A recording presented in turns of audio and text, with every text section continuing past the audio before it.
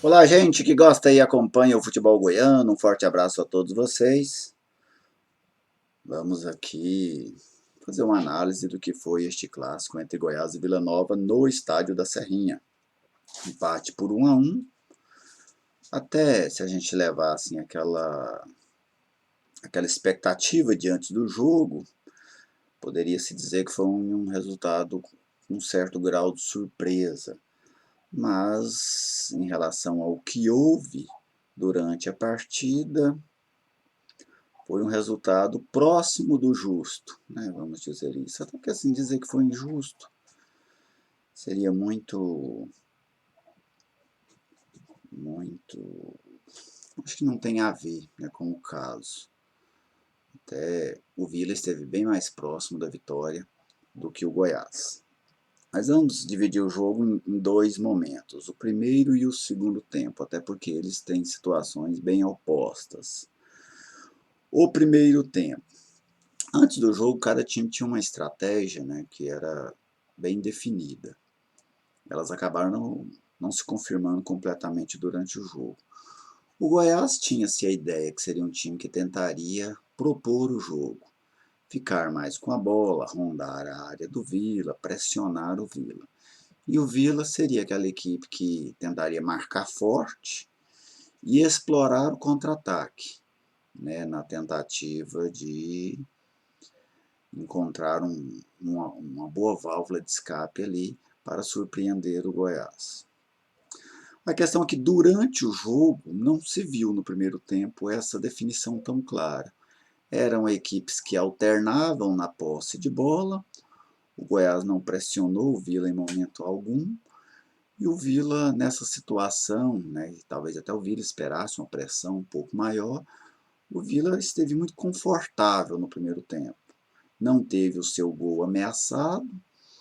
Antes do gol havia chegado em uma cabeçada do Danley, né, que após a cobrança de um escanteio, que ele cabeceou para fora, e aos 40 minutos o Vila marcou o gol através do Thales, e basicamente no primeiro tempo foram apenas esses dois lances com um pouco mais de emoção.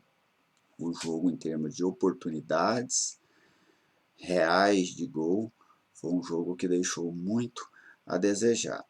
Mas a estratégia do Vila, né, o objetivo do Vila, ele prevaleceu no primeiro tempo. Porque o Vila Nova conseguiu esse ótimo desempenho, né, porque se era um time que estava se preparando para suportar a pressão, explorar o contra-ataque, ele não foi pressionado e conseguiu, através de um contra-ataque, fazer o seu gol. O Goiás, né, a avaliação do Goiás no primeiro tempo, uma atuação muito fraca, muito fraca.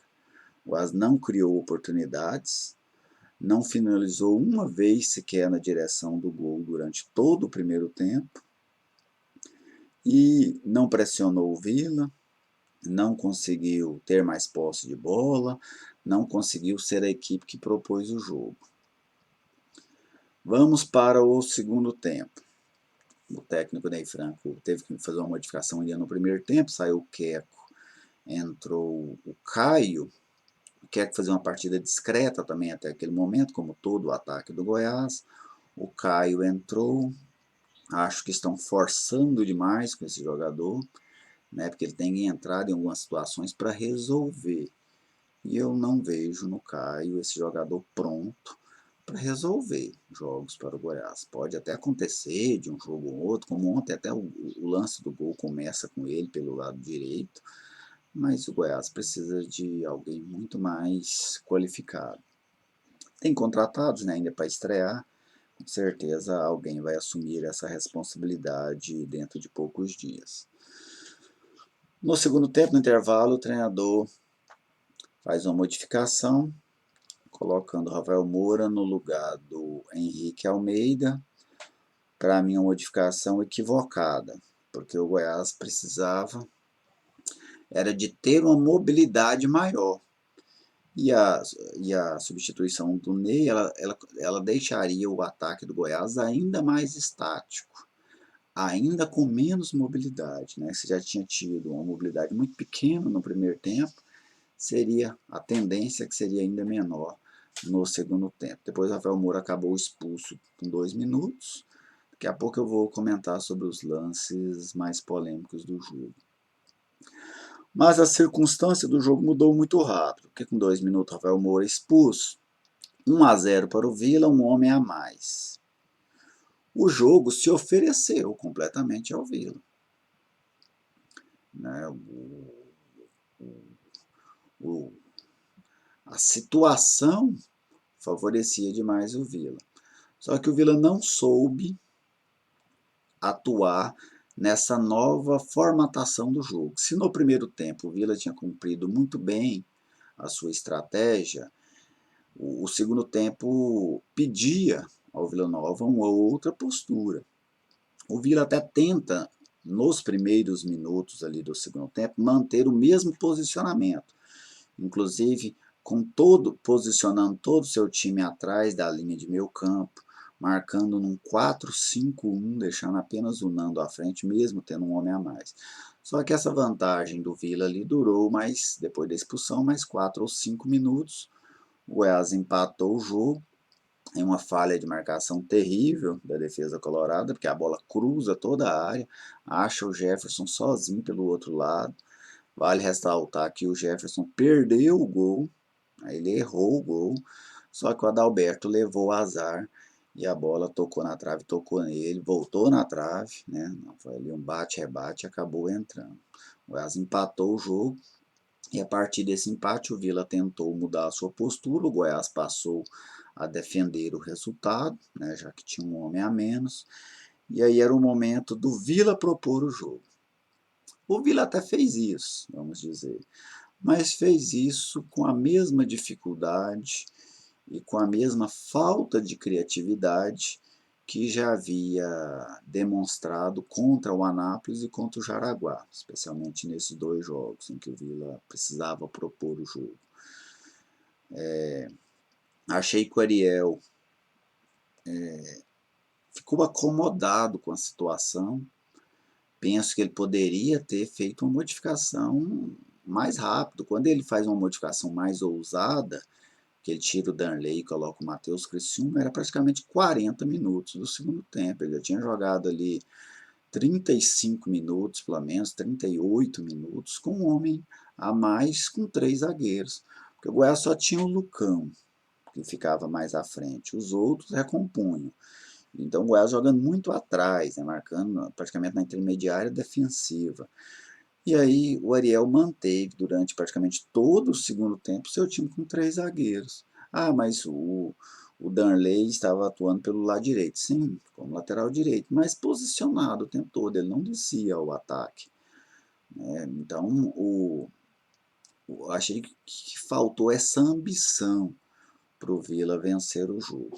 E o Goiás, dentro dessa nova realidade, que é a realidade de um jogador a menos, eu achei que o Goiás se portou bem, né, porque ele não tinha muito o que fazer. E como conseguiu o empate muito rápido, o Goiás não precisou se expor mais.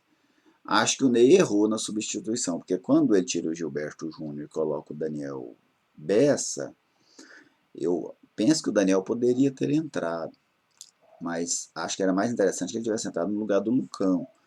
Porque você põe um jogador de velocidade na frente para tentar puxar um contra-ataque, que era o Caio, em que pese ele estivesse tropeçando na bola em muitos momentos, e você mantinha uma linha de 4 ali, que seria, né, o Gilberto Júnior, o Léo Senna, o Daniel Bessa e o... quem era o outro jogador? E o Thales. Você tinha os 4 meio-campistas e espirrava a bola para o Caio. Porque quando o Goiás tentava sair em velocidade, o jogador que ele tinha lá na frente era o Lucão. Né? E o Lucão não é um puxador de contra-ataque. Ainda assim, o Goiás suportou bem essa pressão burocrática do Vila. O Vila só criou uma oportunidade no segundo tempo, que foi uma finalização do Thales, que o Tadeu defendeu pela linha de fundo. As lições que ficam deste jogo para as duas equipes. o Vila precisa aprimorar o seu sistema de ataque, né? Porque são dois jogos diferentes, vamos dizer, duas maneiras diferentes de se jogar. O jogo reativo, ele é um jogo mais simples de se executar. Você marca forte, tenta sair no contra-ataque. O Vila desempenhou bem quando foi para fazer isso. Já o jogo de proposição, ele é um jogo mais complexo, mais de um requinte maior. Você precisa ter uma combinação de jogadas maior, uma qualidade técnica maior. E sempre que o Vila precisou propor o jogo neste campeonato goiano, ele não foi bem, né? Ele não desempenhou bem esta função. Já o Goiás está num processo de preparação do seu time, e antes do jogo, até em um vídeo aqui no canal eu citei. O Goiás hoje ele é muito mais uma perspectiva do que uma realidade, porque o time do Goiás ainda não demonstrou uma grande capacidade. Não tem um jogo referência, um bom jogo. Nossa, esse jogo do Goiás foi um jogo bom nessa temporada. Não tem. Foram jogos tecnicamente fracos e que demonstraram muitas dificuldades do time. Dificuldades defensivas, dificuldades no setor de criação, com exceção daquele jogo com a Presidência, o Goiás conseguiu criar alguma coisa. Contra o Iporá não criou nada, contra o Vila criou muito pouco.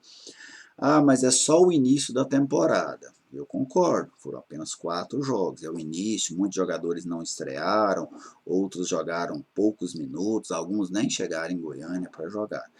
Só que o calendário impõe ao Goiás 2 decisões nesse mês. E são decisões que têm um peso grande no futuro da temporada. O Goiás, quarta-feira, já estará em campo pela Copa do Brasil. Se perder o jogo, o Goiás já perdeu essa competição. Então o Goiás precisa conseguir rapidamente melhorar o seu desempenho. A outra decisão, Copa Sul-Americana. No outro meio de semana, o Goiás já estreia lá no Paraguai pela Copa Sul-Americana. Se não tiver um bom desempenho, pode comprometer a sua classificação. Então, o Ney Franco vai ter que pular etapas para já tornar esse time mais competitivo do que foi. Porque com o futebol que o Goiás apresentou até agora, o Goiás corre risco nas duas competições. Eu não diria que o Goiás não é favorito para classificar. Tem um certo favoritismo, mas corre riscos. Então tem que abrir o olho. Beleza, gente? Basicamente foram essas as minhas impressões. Então, concluindo, né?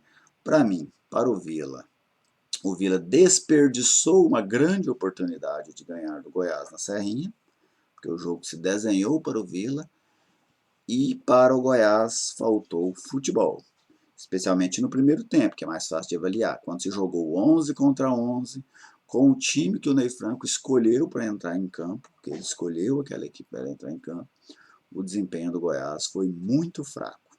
Um abraço a todos vocês e até a próxima.